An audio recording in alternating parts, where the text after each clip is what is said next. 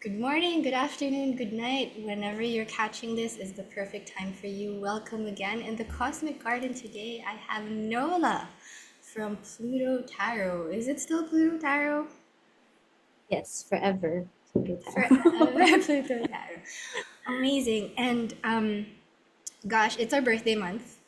And we're still deep in Scorpio Samhain season. So it's such perfect timing that we have Nola here today to just share with us her experiences. And I've been so excited. I've been so excited to dive deeper into these topics. So we'll try to understand the malefics better based on our personal experiences, how they are actually tools and they're not that malefic. How at the end of the day, they're actually working as benefics.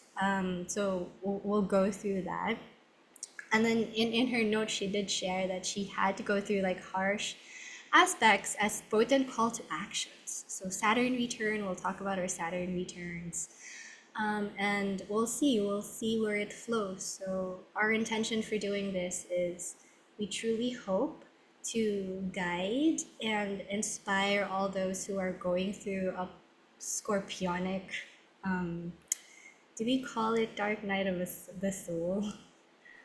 Yeah, I guess so. So like versions of dark nights of the soul, and like as we go through the darkest, like the dark part of the wheel, I don't know, like hoping that you get insights and guideposts as yeah, like we just hope to beam light as we went through those malefic transits and hoping to inspire. So with that, Nola, is maybe you can tell us about you, what you do, and why you do it. Okay, so everyone, thank you for welcoming me into this space. Of course, TLC. I'm Nola. I'm an astrologer and a tarot reader, so I'm the person behind Pluto Tarot. Um, I've been doing it for quite some time now, but I've only done it publicly since 2020. And I think I was also thinking about like, oh, why am I so fascinated by these things? And I realized that it's because I'm very fascinated by language. Um, I remember like reading like a bunch of tweets from this astrologer before, like way back like 2016. And she was saying like sun square whatever, something like that. And then it was like, wow, what's this? Like, parang, what is this? And you can just tell it. It's a whole grammatical thing to come upon. Like parang um and there was a whole different language there. And like I said to myself, I want to learn that. Like I want to learn that language and not and it's not even like purely about to intuit or to know the future. It's really just like mainly, at least for like the first um, the first ring of that call was like really just to understand language, to understand life, um, to make sense of things. And in the same way that I was fascinated by tarot when I was like in high school, um, there was also like a fascination with symbols. So it was really just a fascination of like representations of something, which is what language and what symbols are for. So yes, like that's what I've been doing for the past couple of years. Um, and like I'm really having the time of my life. I'm not kidding. Doing what I do now. It hasn't been easy, but like, it's very rewarding and very fulfilling. So I'm happy to be doing what I do and share with other people. Oh my gosh, and we're happy that you are actually sharing because so many people are inspired by you, so many people you're able to guide and help so many people. And um how did that fascination start and why did you decide to Correct me if I'm wrong, if you've already decided why did you decide to do this as like a full practice and service? Okay. I think that's a very hard question. I feel like there are like multiple reasons as to why. And as what I mentioned, it wasn't easy. It was something that, okay, I thought of it before as like a vocation or something that I can do on the side, something that I like doing on my free time. Mm-hmm. But it really pulls you Mm-hmm. in a way that isn't is or isn't, I don't know, I'm not sure, but like in a way that's quite beautiful. And that I was able to really understand what a calling Mm-hmm. was like before. My mom used to read like Purpose Driven Life, like books like those, and then Mm-hmm. like I grew up um in church talking about like purpose, like God's purpose for you. But I didn't know what that was, like, or what that meant. Mm-hmm. But like as you just go through life, I've done different kinds of jobs. Like really, I've been in production, I've been a teacher, I've been in corporate, Mm-hmm. but nothing really felt as strongly as like doing this practice and like being a student of astrology. Mm-hmm. um, and it's been such a ride. Like I've resisted the urge so many times to like, oh, this is just a thing that I do on the side. But yeah, like it's different things all at once. So I don't think I really encapsulate it in a few couple of sentences. Thank you. Thank you though for answering that. And to mirror you, I mean, this is something that I do full time and it hasn't been an easy path. It's not an easy path, but as you said, there's nothing more fulfilling. I think we also had the same experiences in our past from marketing, corporate, like all these things.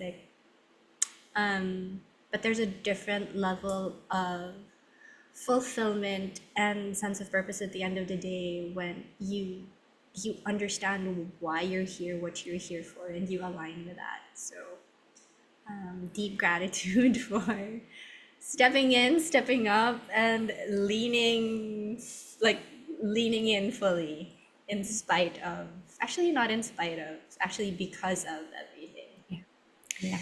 So with that, and then there's already so many questions that I Yun want to nga. ask you.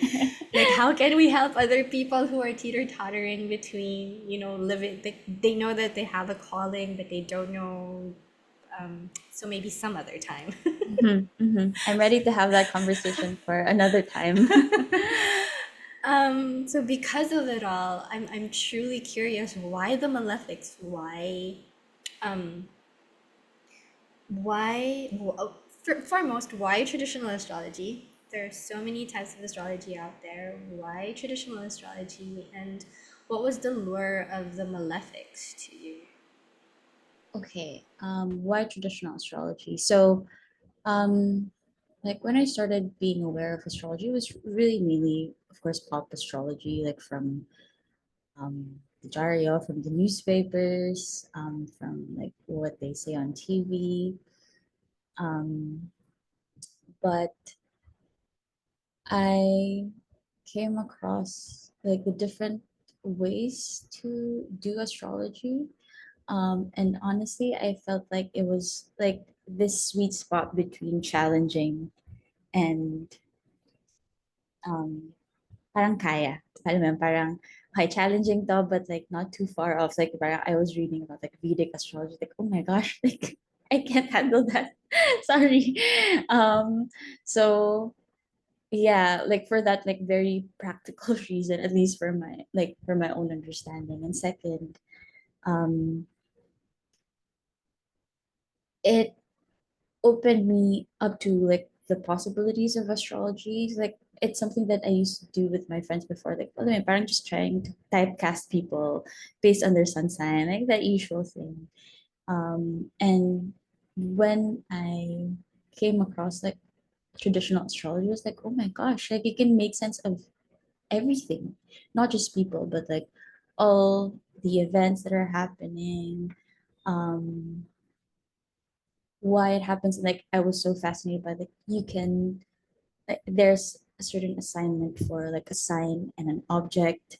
Like a bicycle is Mercury or Gemini. It's like, oh my gosh, like these things are out there. Like I was so fascinated by that. Um, and they're coming across Chris Brennan's um, content. So I think that's what really pulled me in. Okay, this is serious business. Um, so I think like those are the major points for traditional astrology. Um, and it has like a certain structure to it that's quite rigid and limiting, honestly. But I think it's part of how parang it's a necessary limit or it's a necessary boundary. But like the more you get into it, the more you know that oh, it's never gonna end. But then parang at first you thought like, oh, there are certain rigidities to it that I think can help me, or at least help me structure my studies. Okay, as for the Malefics, okay, so I think being a Scorpio sun person, Mm. you just get to live it. And like as I was studying, parang like wow, the Malefics are my life. And and I have angular malefics too, like in my Mm. fourth and my seventh. Mm. So talagang yeah, it's really there. The presence of it are very much known in my life. Mm. And um before we started recording, you were telling me na parang the way that you experience it, the parang the way that you try to make sense of it is that you first go through it and like there's so much resistance and you feel Mm-hmm. disempowered. Mm-hmm. Um, and the thing with Malefics is that it does not understand the language of subtlety. It's Mm. very obvious. Mm-hmm. So parang you really get to live it. And I think I'm at that stage of my experience with the Malefics that I'm I'm still experiencing it, but I'm not a victim of it, or at least I don't think I'm a victim of it anymore. Mm. I'm trying to see how, oh wow, like these are just energies or archetypes that are ever going to be present in everyone else's lives, including mine. Mm-hmm. And I need to learn how to work with it Mm-hmm. and not be afraid of it. Um, and sometimes in my readings, I talk about the malefics with my consultees, and they get scared. Like, parang, oh my gosh, right? Oh my God, I know, mahirap ka. And they try to make sense of it in their own lives. And parang, yes, oo nga. Um, but it's another thing to really try to move past, like, parang, oh yes, mahirap nga. And like, it's so hard.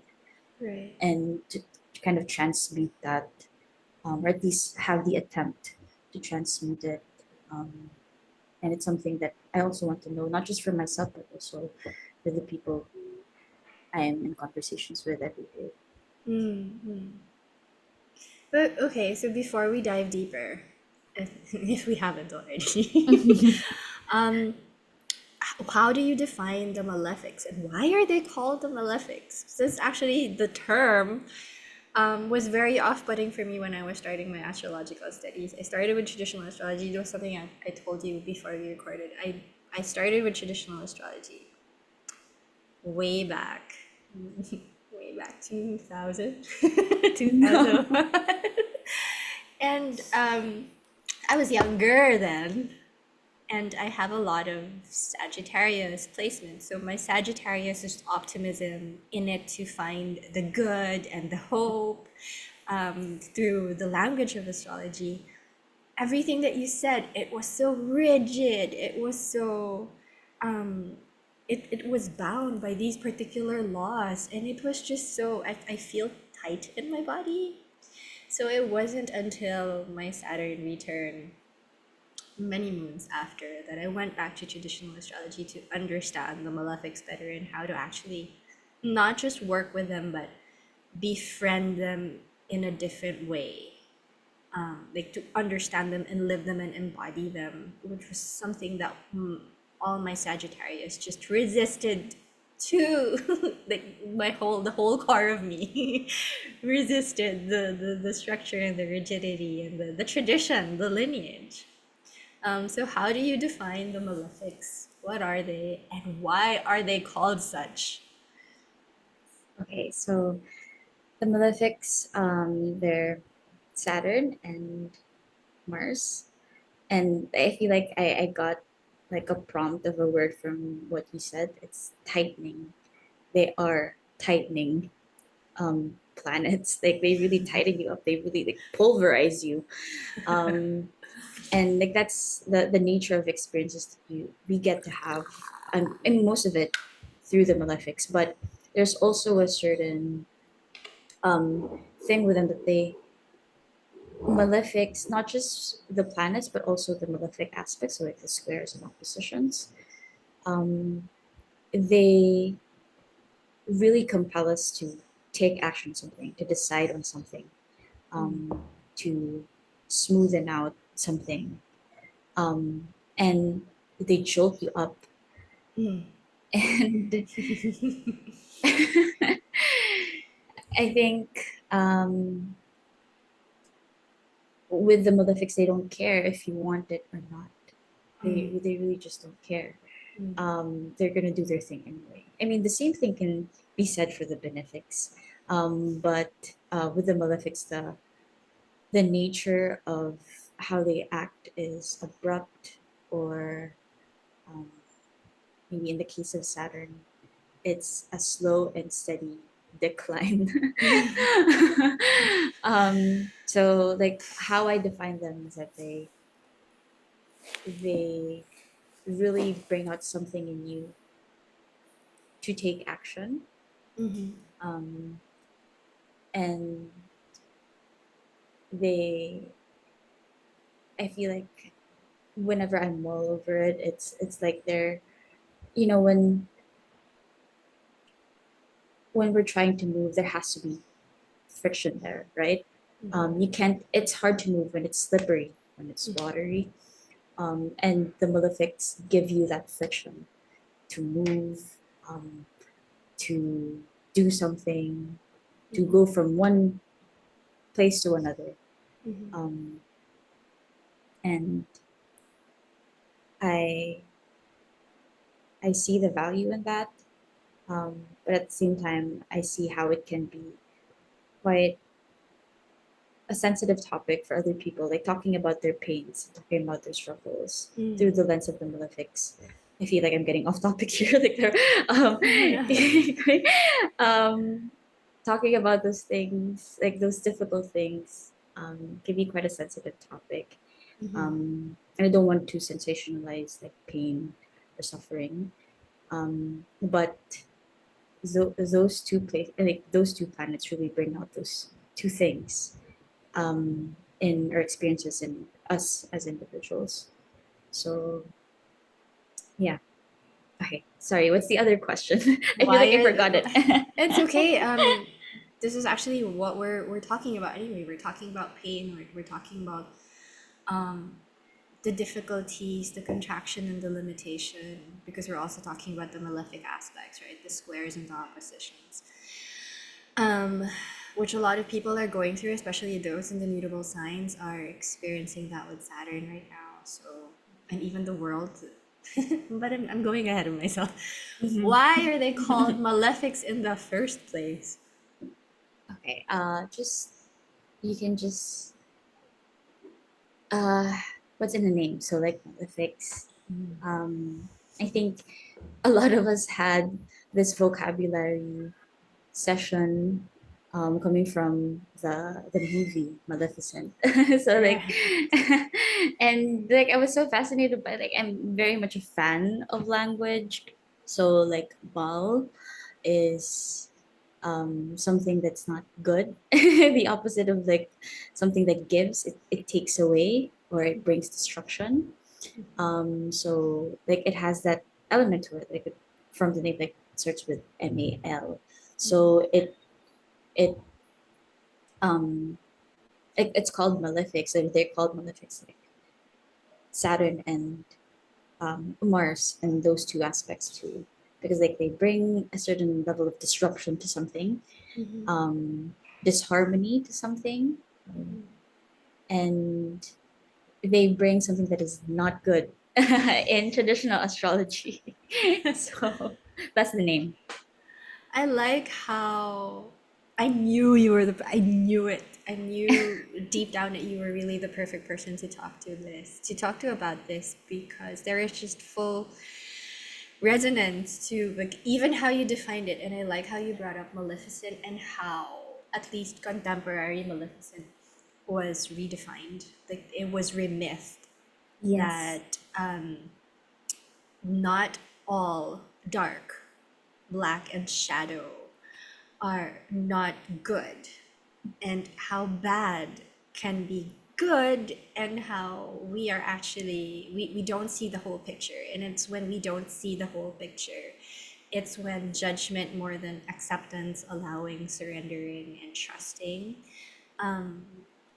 comes in like that process of it. So just relating the movie and the whole storyline and how we're talking about malefics today. So you were talking, you were sharing earlier how it's not easy. It's not easy to talk about pain. It's not easy to talk about our experiences. And so I'm thanking you in advance for being very open to talking about your experiences, because part of my personal work and journey with astrology and the kind of astrology that I do now as integrative astrology has a lot to do with embodiment. And with embodiment, it has a lot to do with actually presencing our experience and then just layering in astrology and the language and all these concepts, trying to understand it as we work with it and work through it,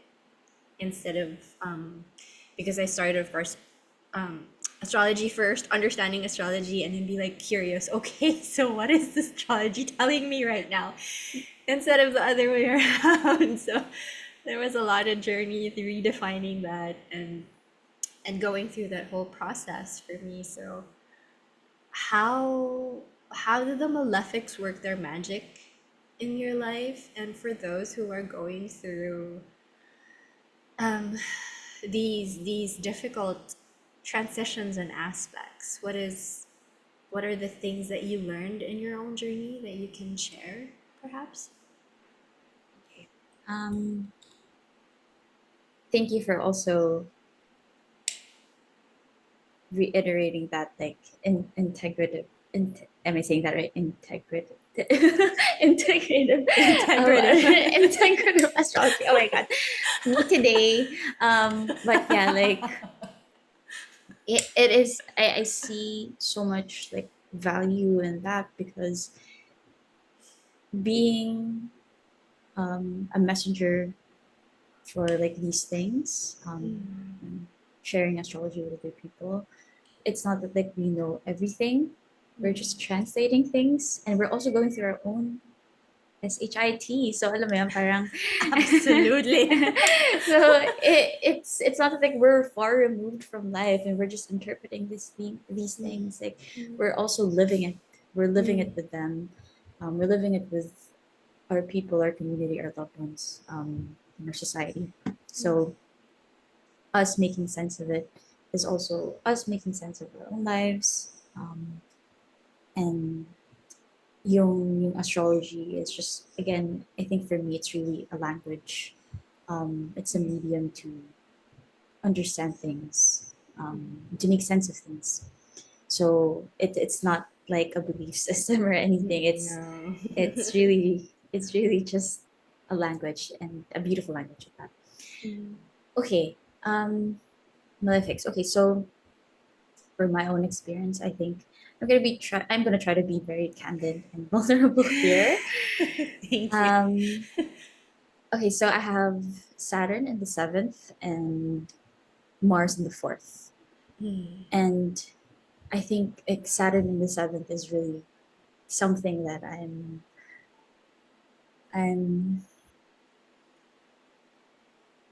very much going through right now or have gone through, but I'm in the process of really making sense of it now and with my own experience. So like as background, my my view of marriage is quite unconventional. And seventh house is the house of marriage and union. So like I grew up in a household where my mom and my dad were living separately. And so like I didn't have like that traditional nuclear family model of like marriage. And I did have that model like from my grandpa and grandma, and like in my extended family. But like of course the immediate family is still very much um, more mabigat Mm. in terms of like influence.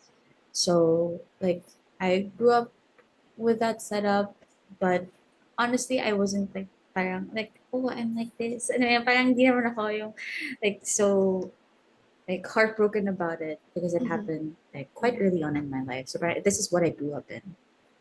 Um, and I wasn't even like also a comparison kind of person. Like, oh, they have that family and I don't. Parang I'm just living my life. Parang akala ko ito lang yun. Parang it's just a variation of something. But Mhm. like, of course, as you grow up, you get to see the effects of it. And like, it doesn't necessarily have to be negative, but of course there are. Mhm. Um, so parang now that I am at this age where I get to have like control and power over my own life, Mhm. um, I also get to redefine what marriage and union means for me. Um, and it's it's not so much of like parang oh I don't wanna do like a traditional setup because that's not something that I grew up with. Pero hindi siya resistance to that. It's more of like understanding what it really means for me Mhm. and um, being like a very conscious participant of like a relationship. Mhm. And not just parang before kasi I used to question it before na parang oh so when you're at this age you're supposed to get married and then what okay alam mo yun parang okay like okay and why like okay why and like you get to also understand like marriage is different things for different people Mhm. and like I adore like married couples who are happy Hmm. um and Takes a I'm lot of Saturn work. for sure. It is marriage is a turn, I would say. But um, what was I? Yeah. So like trying to make sense of what marriage means for me, and not just because it was prescribed, like oh you're supposed to do this, and like this is what it is. Mhm. Understanding it also from like a very practical standpoint. It's an economic union more than Mhm. it can be a love union. I Mhm. mean, maybe that's like some part of my Malefic placements talking, but parang, it's very much that like it's a union of assets. It's a union of your lives together, and Mhm. our lives together is of course our feelings, but also the material side of it. Mhm. So yung mga ganong mga bagay, I I had to learn that for myself. I had to Mhm. discover that for myself. I'm not married yet, but um, these are things that parang I feel very much called to understand as part of my becoming as a person. Um, and with Saturn being in my seventh house as well, parang um, like some astrologers would say, like where Saturn is in your chart, that's where delays will come. Um, and like maybe in a traditional sense, I'm like turning 29 soon, and I'm like nowhere near getting married. So maybe that's something that can be true for that placement. But um I also think that like having that in like having Saturn in my seventh house also parang necessitates me to have like really mature view um, Exactly. Yeah. of relationships and Mm-hmm. unions and Mm-hmm. marriage in general. Mm-hmm. Um, and my Saturn squares my Mars in the fourth. So my Mars in the fourth, it's it's loaded there. Like I have like a bunch of Sagittarius placements, but I think it's kind of tempered down because of like I have the benefits there. Mm-hmm. So at least parang I mean sometimes it's something that I think I am more comfortable with. Like the Saturn thing is just ang daming kulay niya masyado for me. Nag-iisa siya dun. Um, Mm-hmm. as for my Mars placement in the fourth, again like family dynamics. Mm-hmm. Um, like so many things happened also in my family life. Mm-hmm. As I was growing up, like Pluto was, and Sagittarius and Pluto, by the way. So, like, as I was growing up, Pluto was transiting a bunch of my Sagittarius placements there. So, parang, yeah, that was. Mm. Mm-hmm.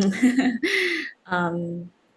And I, I really get to see like and I'm trying to be careful with this. Like, there's a certain violence that comes with like some phases of the Malefics. And it's not just like physical violence, but Yeah. like just witnessing it, emotional violence, Yeah. um, Yeah. financial violence, like Yeah. these things are malefic things too. So um, I think I get to see that very intimately in my home life growing up. Um, and as a child, I think my benefics were doing their thing there. That I wasn't really the recipient of it, but I was a witness. I was a very intimate witness to it. So, um, yeah, like that was the thing. um, and like those two coming together, as Saturn is reapproaching my uh, my natal degree. Mm-hmm. Yeah, and it's the square is also accepting or is about to accept in a few months. Mm-hmm. Um, and I think it was triggered by like some events that also happened in my family last month. Um, and parang even if you get past it, like even if you're at a certain age, trigger is really a thing, and it's something that's been like thrown around very carelessly these days. I would say, but like when you get to experience it and you get to really live it, oh yeah, Yeah. this is a malefic transit for Yeah. sure. And the vehicles for those experiences are really through the lens of family, through the lens of like being part of something that you did not at least Mm. actively choose upon birth. Alam mo yun, parang it's something that you're born into. So like family in fourth house. So itong mga bagay nito that I have gone through in the past month, it's the malefic side of it is also understanding how um, you cannot eliminate some factors, some like very hurtful factors Mm. in your life. Um, they exist. In talaga, like they were there. They exist for a reason. I'm not entirely sure what those reasons are yet. Like some maybe I have to find along the way. Pero it's this acceptance to it. Okay, it's really going to be there. I have control over how I react over it, how I Mm-hmm. deal with it. but their presence, it cannot be eliminated. Even after death, we all leave an impact, right? So the legacy um, lives on in some way or the other. And I think that's something that I have been really munching on. Um, with these squares happening in my fourth house, Mm-hmm. Saturn specifically squaring a bunch of my fourth house placements. Mm-hmm. Um, okay, I think I got in the groove. Okay, so what can I also ask, like, how where your Saturn is and like where your malefics are, and how was that experience for you? Like, I'm really trying to, oh, this is what's happening. Okay. So first off, thank you for sharing so gracefully, having gone through not naman gone, it's not like it's past because it's always a past perfect tense. Like it'll always as long as we're alive, right? Our natal placements are also going through these transits and alive with us. But before I answer your question, probably just for everyone who's listening, when we're talking about Saturn, wherever your Saturn is, so it just so happens that Nola Saturn is in her seventh house. But wherever your Saturn is, there will be there's your hard work. There's your Saturn work. So the question that we always ask is, how are you doing your Saturn work, and how are you doing your Saturn? How can you understand your Saturn? Because that's the area of life where you will constantly be, it will seemingly feel like you are being limited, you're being punished. But in truth, it's not a punishment, it's a discipline, it's a kind of mastery, it's a kind of training ground to build resilience. And it just so happens that Saturn right now is in Pisces, so we're all being taught about emotional boundaries, emotional resilience, these kinds of things, and also how to hold grief, how to process grief, how to process melancholy, how not to be sucked in and be depressed within all the emotions that's surfacing, because Pisces has a lot to do with emotions and water. When we talk about Mars as a malefic, where Mars is, it's where it inflames. It can infuriate, it can separate, but also where Mars is, that's where focus is required, because that's where a lot of energy and a lot of drive and a lot of willpower is concentrated. And when these two planets are squaring each other, so square as an aspect is it's an aspect of Mars. So if you think about Mars, what does Mars do? It separates, it inflames, it infuriates, it energizes, right? Wherever that tension is, it can feel like you are being pushed into a wall and you're being caught between a rock and a hard place. But the invitation of squares are, like Nola said, it gives you so much tension, pressurized tension, because it wants you to move your ass. It seeks that you understand what the tension is about so that you can find a creative outlet to wiggle out of that rock and the hard place. Because oftentimes when we zoom out, and when we're in the middle of it, we don't zoom out, we actually zoom further in, deeper in. That's why it's malefic, because it depresses you. It makes you feel as though you're stuck. But when you zoom out and when you accept, this is a big thing, a big theme with malefic aspects. There's acceptance and there's surrender, and there's a big zooming out, like a leaning back. There's actually a creative way to go through the whole thing, but you have to go through the thing, which is the most difficult part. So I hope that kind of gives you guys an idea. I have my Saturn in the 12th house, so whole signs. I have Saturn in the 12th house, and I have Mars in the third. And how that has been for me. So I also have Pluto in the 12th house, and I have my South Node near my Saturn. So I actually layered in more stuff here. But to just focus on the malefics, I also have them in square. Not tight though, but I still feel that tension. There's a lot of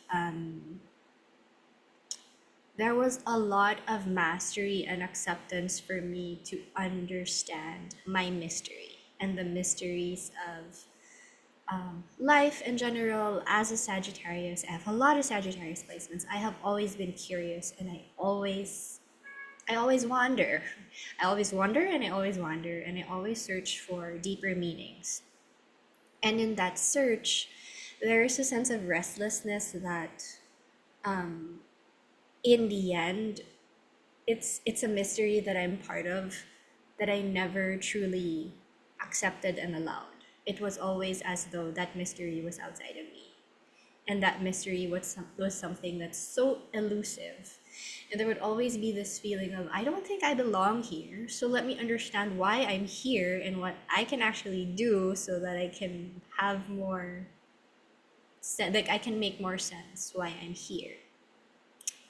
Some call it, in esoteric circles call it like this starseed longing for like going back to wherever that is we're supposed to go back to, but there's no going back, there's just going in and going further in, which was a Saturnian lesson for me.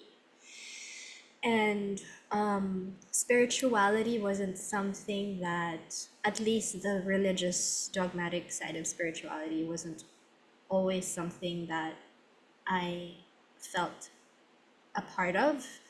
That square for me was being able to communicate how I feel and sense into like deeper spiritualities and deeper meanings, and my intuition was something that was difficult for me to, you know, find words to interpret or even to communicate, especially to my family, to those who are close to me.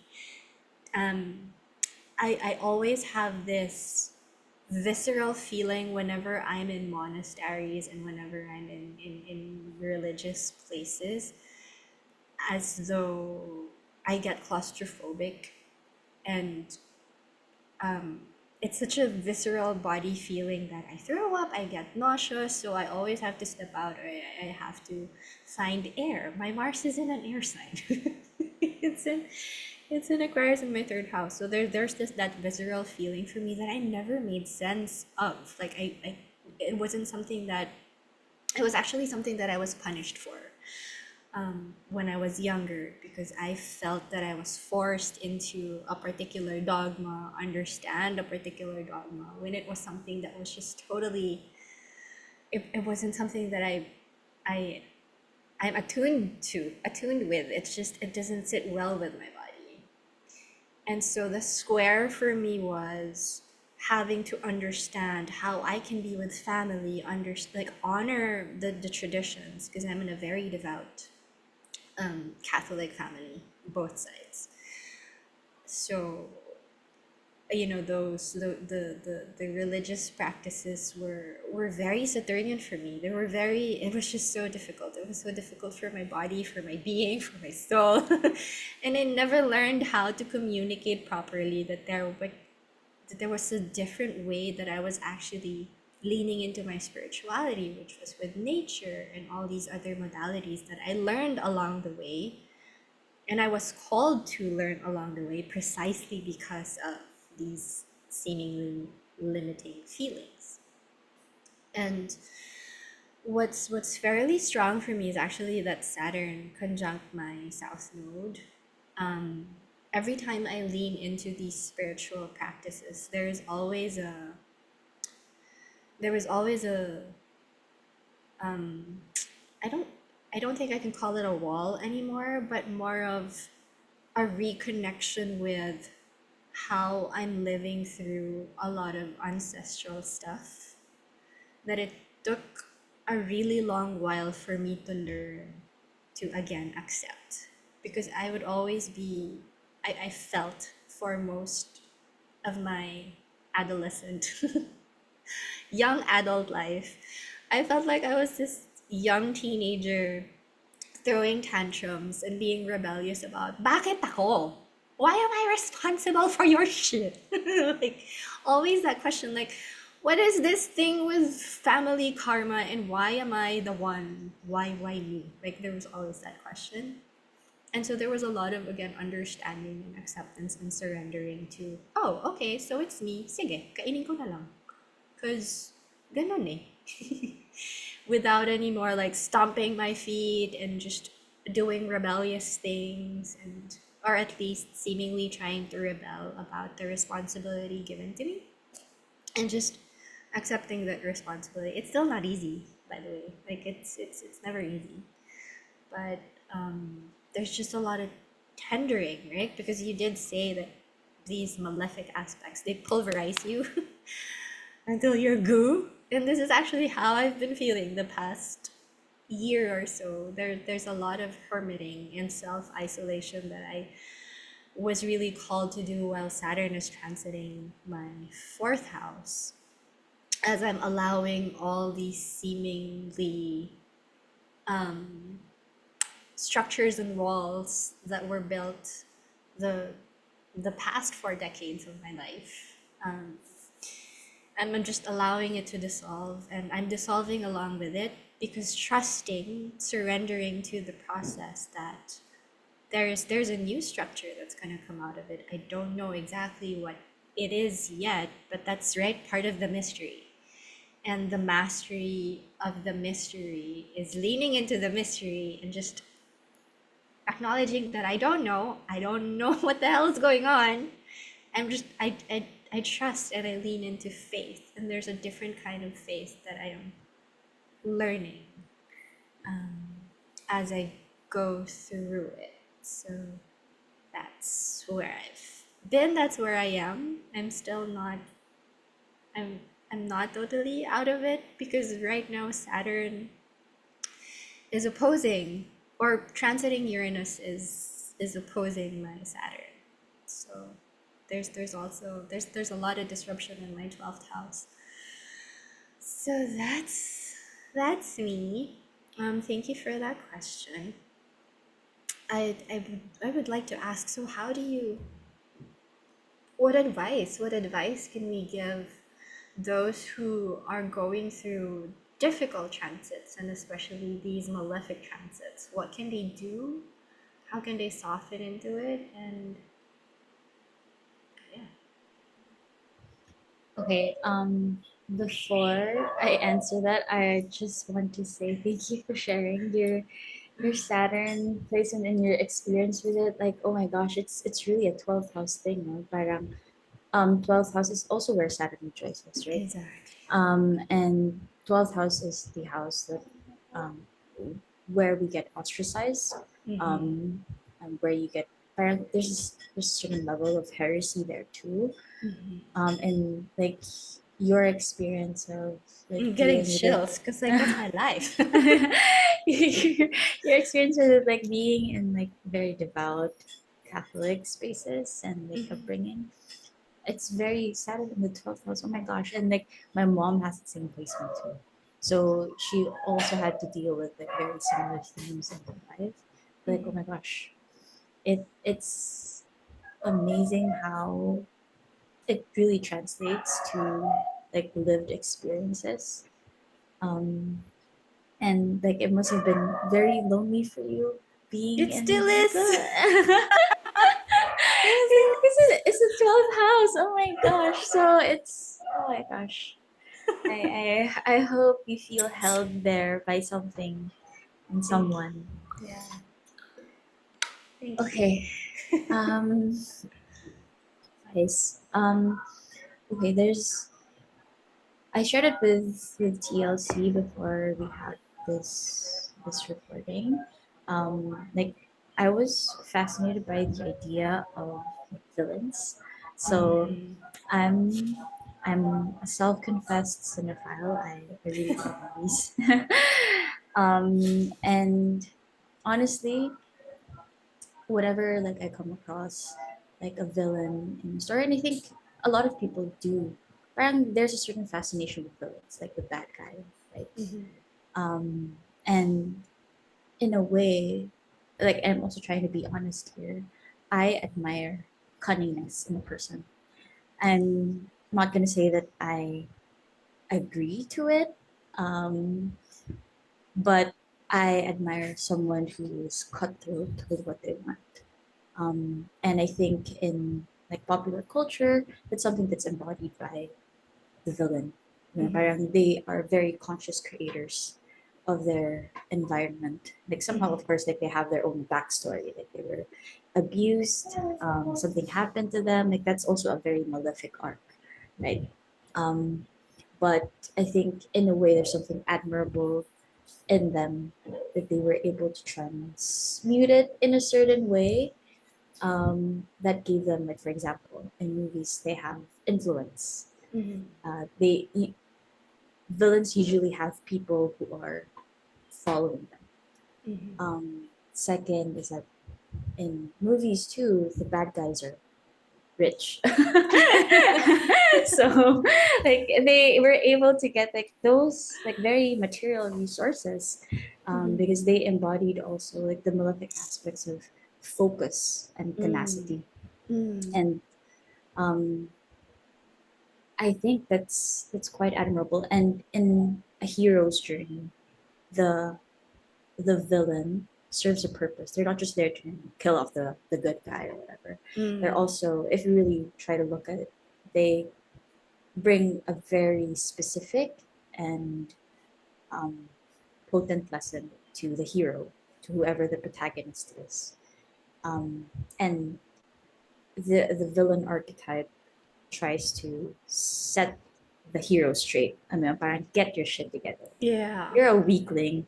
Yeah. You have to live up to me. I mean, Yeah. like that kind of confidence, Yeah. and applying that as an advice. I think we have to understand our inner villains more, and then not try to ostracize it, and not try to go. I want to be a good person. I just want to live my life. That Mm-hmm. it's not something that's removed from understanding your inner villain or understanding the villains in your life. But just making space for these polarities, these contradictions that can coexist with the benevolent, good parts of your life, of yourself.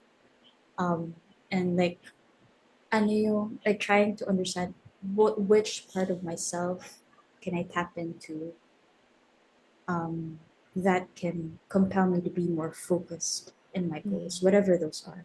Um, Mm-hmm. and not parang trying to be like a whiny person. Yeah. Like, oh, my life is so hard. And of course, we make Which I space for the. was for a time. Me too. Like, oh, I'm the victim of society. Like, I when I know. like, oh my gosh, I would, I think we would all relate to that, right? But sometimes the Malefics really try to teach us, like, you have to be stronger than this. Yeah. Um, Yeah. and that's something that we need to parang call upon ourselves. Yeah. Um, and like it's something to like recognize help from our community, from our loved ones, but we may be unable to really receive those help if we don't try to help ourselves too. Mm. So I think it's important to try to understand the parts of ourselves that we try to not fully recognize, like the focused, cunning, vicious sides of ourselves, Mm-hmm. and like transform that energy into being a go-getter, Mm. being um, a more like tunnel vision version of ourselves, like having that. Yeah. Um, and I don't know if I sound practical, but um, I think malefics also work with time, Mm-hmm. especially Saturn. And as you mentioned earlier, there has to be like a zoom out. Yeah. And we, when we're going through these like harsh transits, these harsh aspects, these malefic transits, it's important for us to step back, Yeah. but not do it for too long. Like Mm. there has to be a step back, and then like okay, dust it off and get to work. Mm-hmm. Um, and there's really nothing else to do like than to live our lives, and that's a malefic thing. There's nothing else you can do. You can cry all you want, but the the world will turn, and you have to participate. So I think having, just to close it off, and maybe something that you can add on later, like just try to integrate all that I've said. Um,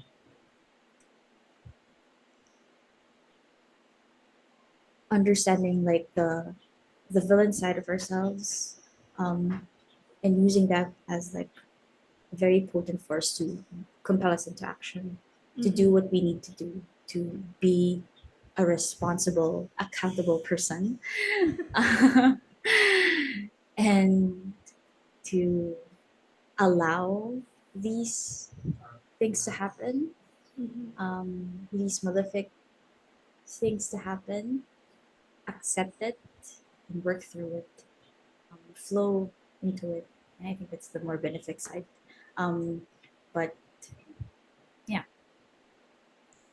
So I'm curious how you would speak to, let's say, a client who's going through um like I spoke about this earlier, those with a lot of mutable placements are going through some sense of Saturn, like whether through opposition or through square, but they're going through a malefic transit. And Saturn and Pisces, I think, at least I feel, is one of the most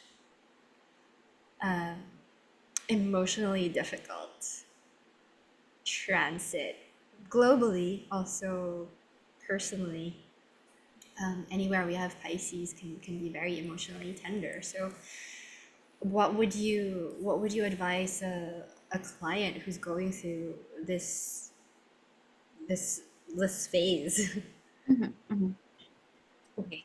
Um, First, just to try to put Saturn in Pisces into context, like we all have Pisces in our charts, right? And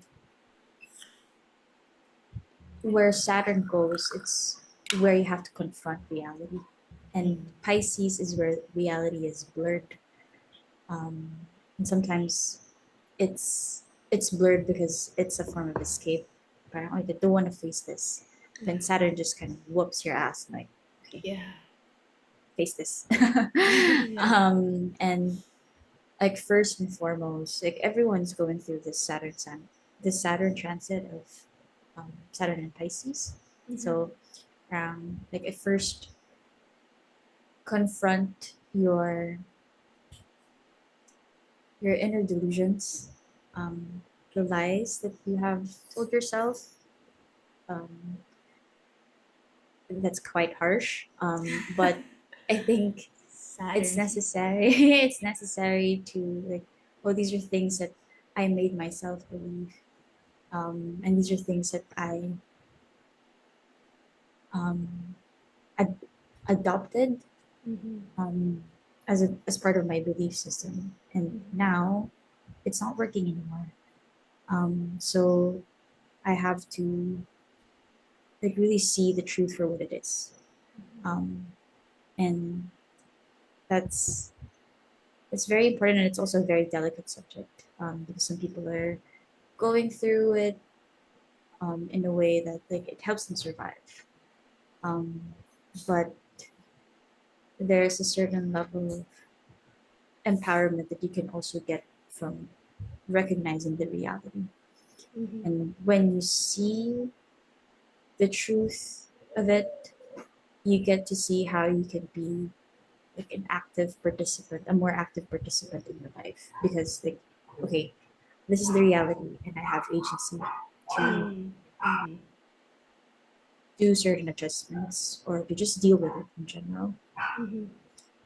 Um, for people going through like squares and oppositions, is like I think we've been talking about this for like an hour or so.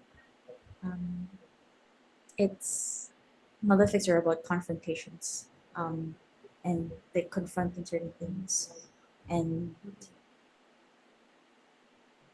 facing things head on. This it's the time for that. And that's why the squares are happening, the oppositions are happening. And a, a certain part of malefics as well is like asserting. Like you have to assert yourself, assert your right to take up space. Mm. Um, and I think that's a very much big lesson in Saturn and Pisces. Um, so assert your right to take up space, assert your right to have these boundaries in place, um, assert your right to live, Mm. even just with yourself. Kung sarili yung kalaban. Mm-hmm. You have a right to be here. And kahit yun lang, yung survival part of it, I think, just even if it's the only thing that you can hold on to for this moment, that's enough. That's more than Wow, thank you. You're about to go through a Saturn return, or are you in enough. it? I'm not in the exact one yet. Like it has exacted around May of this year, but since it has retrograded, um, babalik pa siya dun. Yeah. So yes, I'm going through it now, and it's been a ride. Like it's a very humbling Mm. experience. Mm. How do you what advice, what insight and what guidance are you called right now to offer those who are going through their Saturn return? Um, and I think just picking up from the last sentence that I said, Yeah. be humble to learn your lessons. Be humble enough to learn your lessons, and parang even if you've gone through so much already, even if you have, like, there's a lot of like people my age are very wise, Yeah. wise beyond their years, Yeah. um, and that's great. It's amazing to witness. But at the same time, we're not infallible. Like life will keep on happening, and there's Mm-hmm. still a lot to learn. There's a lot to feel and experience. So be humble enough to take in those things, to take in those lessons from life, from your elders, just a Saturn thing, um, and get your ass to work. And be an intentional, active participant in your life. Don't let it pass you by. That's so beautiful, Nola. Thank you. Um, my gosh, there's so many other questions that I do want to explore with you, but perhaps as we close our episode, I don't want to pass this by because this month we have Saturn stationing direct, and we also have Pluto moving into Aquarius. So, is there anything that you want to say about Saturn's sojourn, like this backspin, and then going forward again in Pisces? Is there anything that you want to share with anyone? How to responsibly? I know there were already a lot of nuggets that you shared about working with Saturn and Pisces individually, personally, and how we can actually work with the malefics in a like with more agency. I really like how you brought in self agency because at the end of the day, I think it's a lot about that. But like Saturn and Pisces going retrograde and then going direct, are there any some things that we can expect, some things that we can work more intentionally with the past these coming days? Okay, so now that Saturn is about to um, step out of its retrograde, things will start to take more shape, um, and especially in ways in which how you can apply certain realizations, certain insights from the last couple of months since it has retrograded. So yung practical applications of certain things will start to be laid out more now, in the material world. So in things that are tangible and things that are very much alive in your material reality. Um, and like during this time, I think it's best to hold on to, like, as you're going through these things, as you're working hard. Um, so it's spicy. So we need to have hope. We need to have something good to hold on to. Um, and it's remember that it's all in the purpose of making our our lives, our loved ones' lives more beautiful, more livable. Um, it don't like whatever we're doing, whatever we're gonna do in the future, as Saturn transits through Pisces, um, it's it's going to be translated. Yung mga bagay na out of shape before, it's going to be translated into like real impact. For example, um, like Pisces, our emotional world, like being kinder, being a kinder parent Mm. to our children, whether that's like an actual offspring or like the children that we have in our lives. That's a very parang, practical implication of this, like um, being a better parent um, to like the children to youth. Like for example, like me being a better parent to like the teenagers in my life.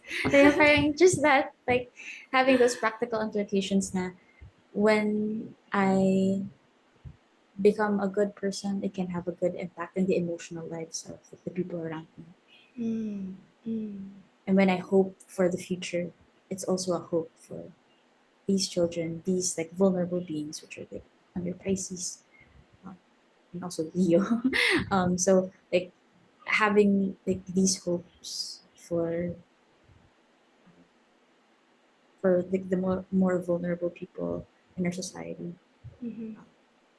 putting that into action is like a good application of this transit. Um, yes, that's it. Thank you. Thank you for giving voice to that. And I think the past year or so, there really has been a lot of um, rising to the surface of parts of the globe and even people who are in a very vulnerable position.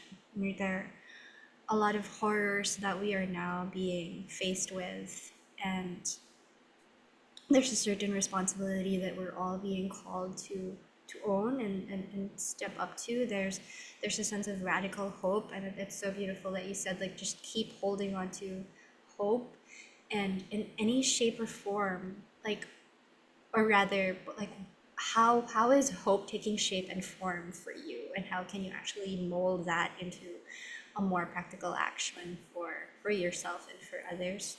That's what has been coming up for me this whole Saturn and Pisces stationing, retrograde and direct. And mind you, Saturn is not coming out of Pisces anytime soon.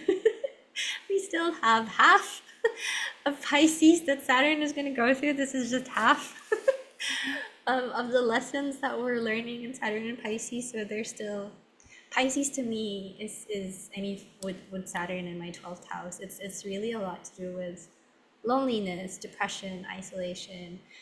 Also a lot to do with faith, hope, resurrection, compassion, love. So how are these themes coming up for you, and how are you working with these themes are one of the things that are the things that I actually want to present you with. And also, what are the practices that ground you? What are the, because we need to be grounded. We just really need to be grounded the next weeks and the next months, the rest of the decade. I think the biggest Saturn and Pisces lesson that we're learning here is how can we be grounded in our bodies? How can we root deeper in love and compassion? Precisely because of everything that is happening in the world. How are we taking responsibility for how we're contributing to either the disempowerment or the empowerment of others are some of the contemplations that I want to present. Last, Pluto. Pluto. We cannot not talk about Pluto, Miss Pluto Tarot. So, how can you sum up this is such a challenging question, but I know you're up to the challenge. How can you sum up Pluto's Capricorn sojourn? I mean, we're wrapping up the Pluto and Capricorn journey. How can you sum it up, and how can we work with this very powerful transit to make more use of, at least make as much use of Pluto's new evolutionary journey um, in Aquarius by next week? By next week. Oh my gosh, we're in there. Oh I my gosh. know.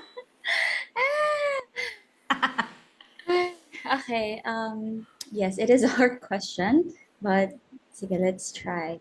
Um, I think Pluto and Capricorn is really just late stage capitalism. um, and I'm not even saying that as like kind of like a buzzword or something. It's the reality. It's reflected in our economy Yeah. and the state of our nature, like our natural resources. It has depleted a lot.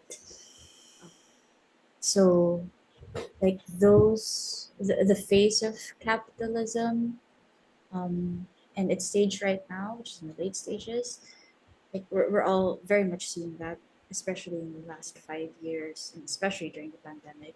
Mm-hmm. Um, so like these structures are very much crumbling before our eyes. Mm-hmm. When we see the inefficiencies, we Mm-hmm. see the evils of it, which is a very platonic thing. Mm-hmm. Um, the greed that is behind all of these things, Mm-hmm. um, and the people who bear the brunt of, Mm-hmm. of these ills. Um, and it's amazing to see it play out in a way na we get to see in the last couple of years how work has been restructured, how like the typical 9 to 5 is just falling apart, and like all the people, I mean like most people who are in there are like dying to get out, or trying to find a way Mm-hmm. around it, Mm-hmm. and needing to have more space, more time, more creativity in their lives. I think like that's the budging Pluto and Aquarius. Um, it's about to break out. We're really about to break out. Mm-hmm. Mhm. A pimple that's gonna burst. Mm-hmm. It maybe even like to a bigger degree. Mm-hmm. Um, so it how we're gonna witness society unfold in the next couple of years with all the outer planet transits, like moving in different signs. So things are really about to change, and I know you would know this, and I'm sure you would echo this because it's we can say change most of the time. Like we say change, like things are changing, but now we're really in there. We're in there. We're going to live it. So um, we we need to be there for each other, um, Mm-hmm. outside of trying to get capital. Yeah. We need to be there for each other outside of like just trying to benefit, and trying to maximize benefit out of each other, but like Mm-hmm. out of like genuine care, out of like, Mm-hmm. okay, we need to survive. We Yeah. need to survive all together. Yeah. Um, and I think that's the one of the things that we can look forward to in Pluto in Aquarius, or it's going to be quite heavy. It's 20 years. So Oh, it's just nothing. It's just 20 years. 2 decades of that. Oh, yeah. I'll be 60 by then, but okay. Retirement age. Oh my gosh. So So, how can they work? How might they my gosh, couple of days na kasi. What what can they do this week? I know we also have a full moon. My gosh, there's so much to unpack, yeah, but I know, right? oh, and by the way, we have a super massive coronal hole, so a massive solar storm is gonna hit us in the next 3 days, just in time for that full moon with Full moon. Uranus.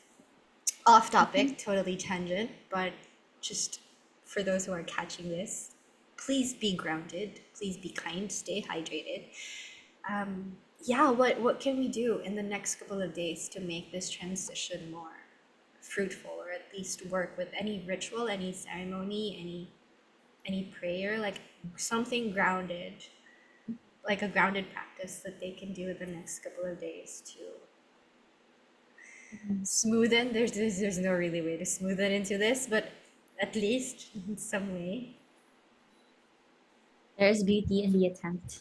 Um, I I actually have not even thought about that for myself yet, but like just like off of my head right now, um, exiting Capricorn, Mm.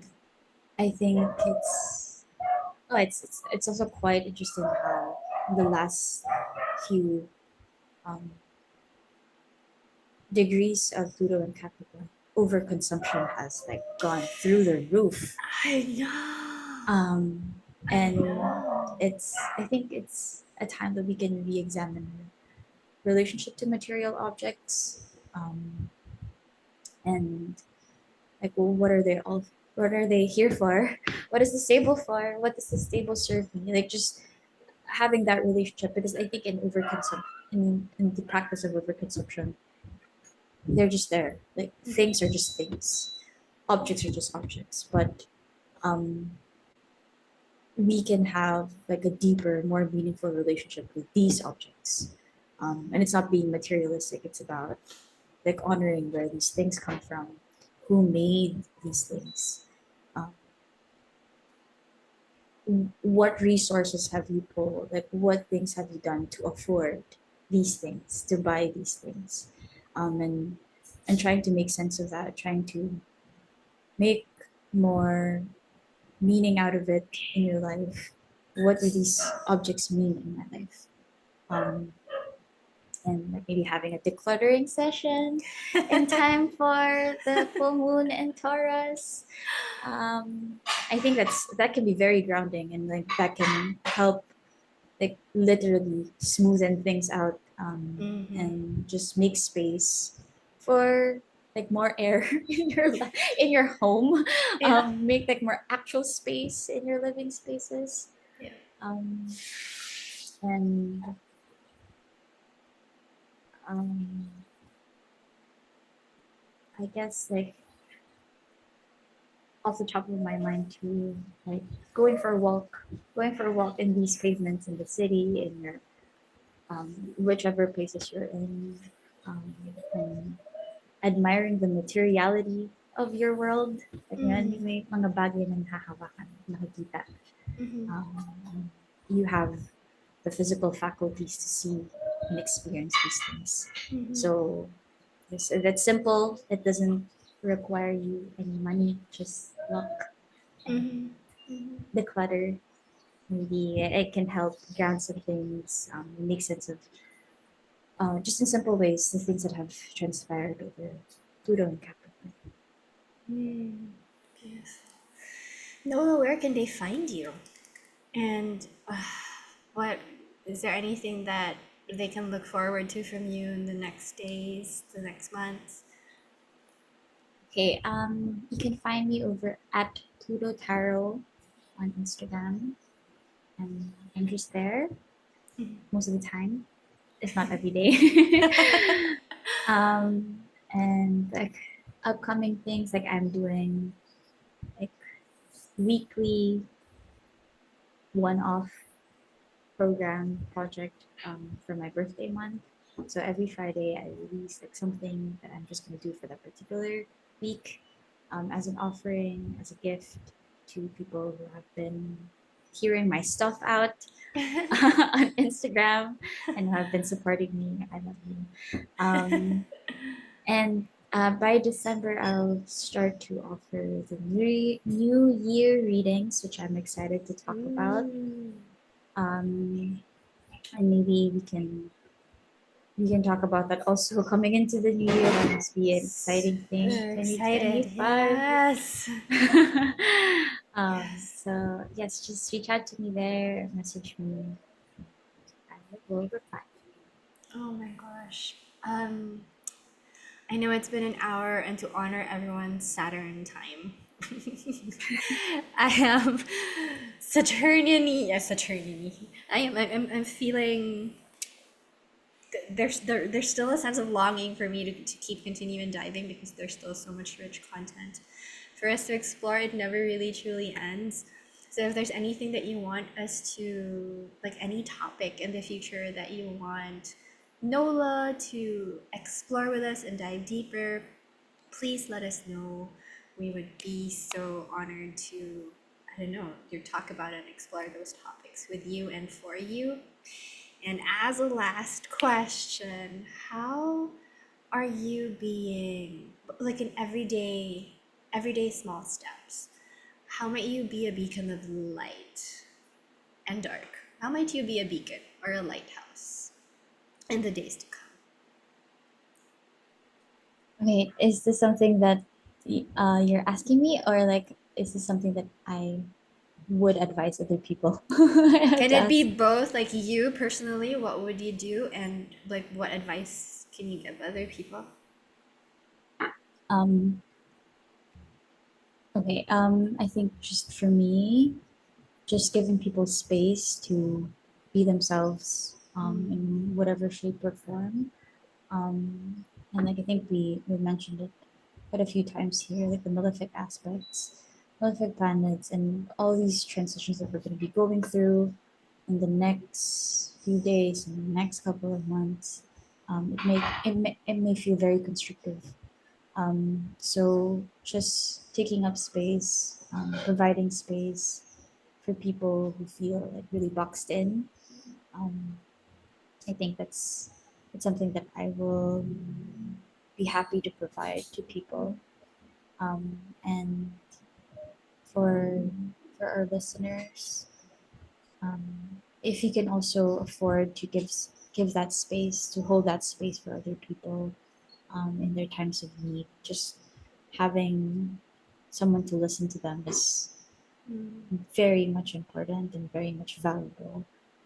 Um, and just witnessing people as they go through things. You don't have to save them, but just holding space for them.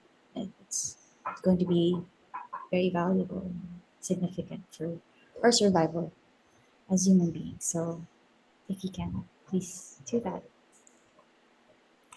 Thank you, Nola. Such a beautiful lighthouse during this time. Please continue doing what you're doing. So grateful that I am able to witness you as you grow and bloom and lean in and now own these gifts as service to the rest of the whole. So thank you for joining us in the Cosmic Garden today. Until next time, sending you love always.